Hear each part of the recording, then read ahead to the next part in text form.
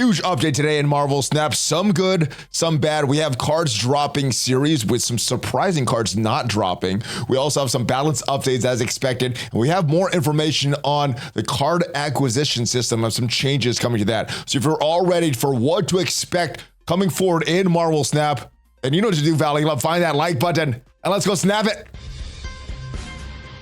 ValleyFlyin.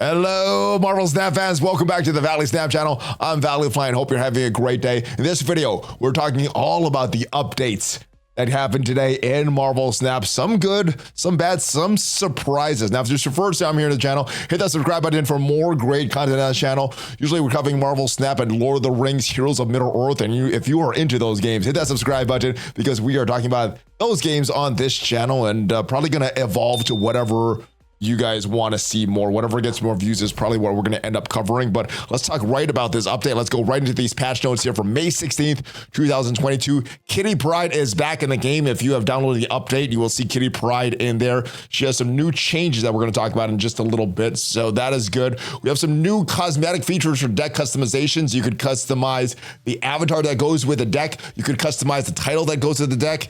And note, the first time you log into the batch, your active deck will be changed for the first deck in your list, and they apologize for the inconvenience. Now, this is the big thing that comes with every new patch. It's a series drop. So cards are dropping from Series 5 to Series 4 are Master Mold, Negasonic, and Nimrod. All these dropping a little earlier than expected. And some other cards that were supposed to be dropping a little later are dropping now from Series 4 to Series 3. Sentry, Silver Surfer, Dazzler, Shadow King, Sauron, and Ghost all dropping from 4 to 3.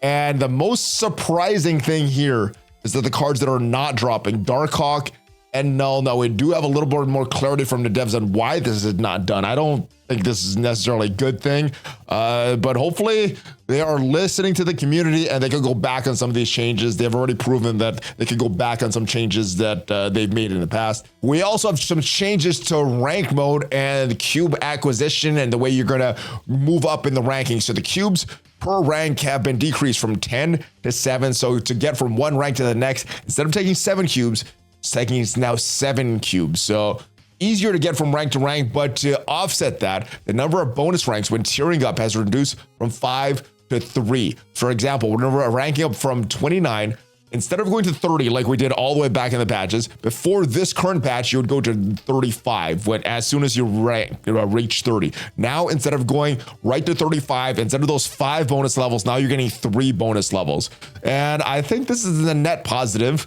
Instead of 100 levels costing 100 cubes and getting 50 for free, right? And that math doesn't totally work out because, you know, where we start and things like that. But you're going to get 70 cubes to get 100 ranks, but you're going to get 21 for free. So it's a little bit of a wash, but this is good if you get tilted and move lower than your rank. It's going to be easier to climb.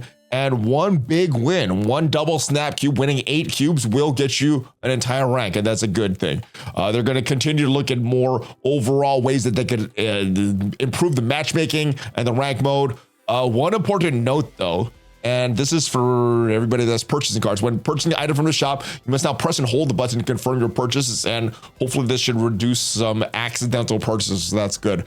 Got some audio changes here, some little bug fixes, and we also got the much anticipated balance patch updates, and Kitty Pryde is back in the game. Now, what was crashing the game before, you could return these cards to your hand and gain +2 power. Well, the way that it was coded, they would have to make some wholesale change to the game, so they just reintroduced Kitty Pryde. No bugs as far as I'm aware now, and it is still a 1/0 card, and when it returns to your hand, you're getting +2 power, but you're not going to have the ability to return to your hand. It's going to return at the start of each turn. So this is good because everybody gets access to Kitty Pryde, and I don't know, we'll see how this plays out in the meta. If this is going to be better or worse. I think in some cases it's going to be better, some cases it's going to be worse, depending on your deck and depending on the situation. All right, we also had Crystal with the rework that I think is a slight help the certain decks on reveal. This says that the middle location, shuffle your hand into your deck and draw 3 cards. That would be not very good, except maybe in certain decks, maybe like a Mr. Negative deck or something like that.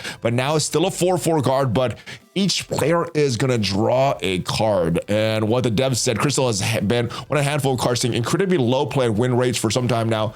An obvious buff candidate, we debated maintaining the direction of current effect by removing the middle restriction, increasing cards drawn, but they were tricky things as we don't want to affect like crystals to be too strong.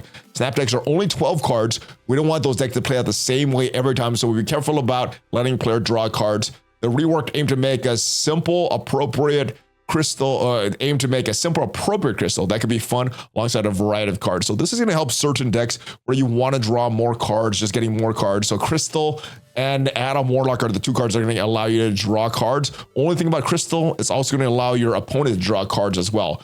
And in certain decks that could be very beneficial to your opponents. Certain decks, it won't make much of a difference to your opponents, but definitely slight nerfed Darkhawk because of this, because if everybody's drawing cards, they have less cards in their deck. All right, Wave. Death Wave is dead because of this change. Doom Wave is dead because of this change. So She-Hulk not going to be a 1-cost card after playing Wave, or a 2-cost card after playing Wave, and playing another 6-cost card for 4. Now it is all cards are going to be costing 4, so no longer to spam that death and get a cheap death as well. Wave's cost reduction occurs as after other effects reduce a card's cost. In addition to an updated text that clarifies when wave effects begin, we've also made a rather large change adjustment under the hood. Wave will now begin to apply after effects that reduce cards cost rather than before. This means She-Hulk, Death, other cards that get their that get their costs reduced by certain actions is now gonna be not as good. You're not gonna be playing them on the same turn as after you played Wave. Cards cost 4. Wave is in effect. We don't take that lightly. This change kills a few decks. Yes, the decks that we mentioned, all those Wave decks, but Wave has been far too constraining on our ability to use a cost reduction as a synergy reward in future designs. So this is more for future updates, not necessarily because of She-Hulk and Death right now. Leaning on Wave is just always better than dedicating your deck to the actual synergy. We've seen that since Death. Both cards went live. We'll continue seeing without this action, and that means that Death also got changed. Death got a slight buff because she's not going to be working as well in these decks, as Death's current performance is essentially dependent on Wave and Galactus. We want to improve her playability in other decks. So now instead of a 9/12, she's now an 8/12. So slight reduction in her cost, but same power, same effects here.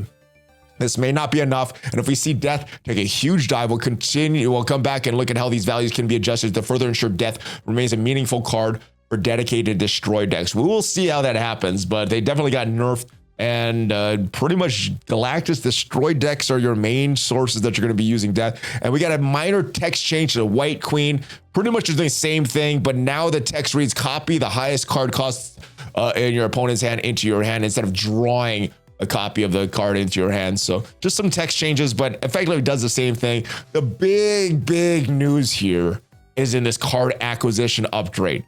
We saw this series drop. We talked about that. These are cards going from Series 4 to Series 3. These are cards going from Series 5 to Series 4.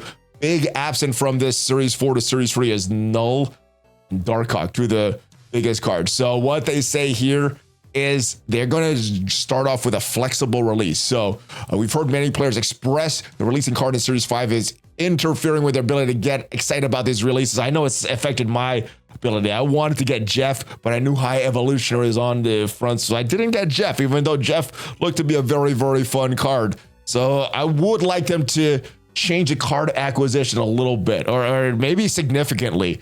I was expecting something big. This is not what I was expecting. So what they say, we're experimenting, we're releasing some cards directly to Series 4, starting with 2 cards released in June. And I guess that's good. But what they also say, we believe releasing some cards at lower token cost will increase accessibility and excitement for cards each week. We're listening to your feedback, find the right balance between Series 4 or Series 5 versus Series 4. So not the worst thing. We're getting some cards going right to Series 4. I don't think that solves the overarching problem, but I think this flexible series drop makes things worse. Going forward, we're going to exercise more flexibility in what card drop series and when. Sometimes this means preserving the series of card, as is the case with Thanos, Galactus, Kang, also the upcoming High Evolutionary card. Other times this means when we may drop his card from Series 5 to Series 3 because we simply want more people to experiment with it. We may even skip a monthly series drop entirely when a meta looks fun and healthy. I think this is a horrible thing.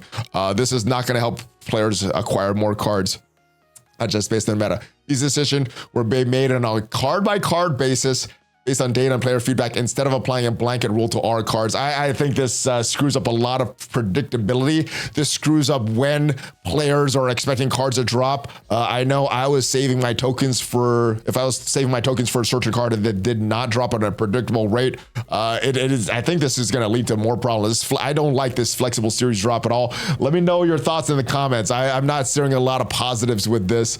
Let's move on to card acquisition. So what they say in our June patch, we're updating the token shop to include more sections, a mystery series 3 card. So before this patch, as it is right now, in the June patch it's gonna be changed, but as it is right now, if you are not series 3 complete, you can get 1 series 3 card per month. The rest of your tokens would be used on acquiring series 4 and 5 cards. Well, right now you can just spend, or when this goes live, you'll be able to spend 1,000 tokens for a random card, and it is going to be random, but overall, this is more Series 3 cards that you can get. So I think this is a net win if you're not Series 3 complete. It's not what we wanted. It's not the agency over which cards, but this is better. This is better, so I think this is a good thing, and hopefully they could go more with this, but there's going to be more ways to earn tokens as well, including weekend missions. One of the big things that we have in Marvel Snap is these daily missions that we get during the week, and not really a lot to do on the weekends. This hopefully will solve that. Weekend missions offer more goals and rewards for players beyond the current daily and weekly missions. With their initial release of this feature, weekend will have 3 weekend missions. Win games to earn credits, win games with the season pass cards to earn gold. So this will be for your season pass holders. Get more gold. It's going to help you to get more credits and ultimately more tokens. And if you have the newly released card, you could earn tokens directly. So credits from games won, gold from games won with the season pass, and tokens from games won with the newly released card. So hopefully there's going to be more cards coming directly to season 3 and more ways to earn even more tokens in the future. Each of these reward amounts will vary depending on the difficulty of the mission. There will be weekly missions available for each new card release, weekly missions for a newly released card, and a great way to earn tokens back for your card, essentially reducing the overall token cost. I do like that. We'll see what these values are and how many tokens are going to hand out in this. If this could be a continual thing where we could continually cycle 1 or 2 cards through per month, that would be a good thing. Getting more overall cards, I think, is better. So that is the main things that happen in this update. Some good, some bad. Let me know your thoughts on it, guys. Are you overall happy or not as happy with this update? I think there's a lot of positives, but there's a lot of questionable things as well. The good thing about all these questionable things, second dinner, they could go back on all of these things and revert all of them or make them even better. So that's what I'm hoping for. Hopefully they do that, and hopefully you're having a great rest of your day. If you want more Snap content, more Lord of the Rings content, make sure you subscribe. If this was valuable to you in determining what you're going to do in Marvel Snap, hit that like button because it does help that YouTube algorithm. And have a great rest of your day. I'll see you guys next time. Hulk fist bump, ValleyFlyin out.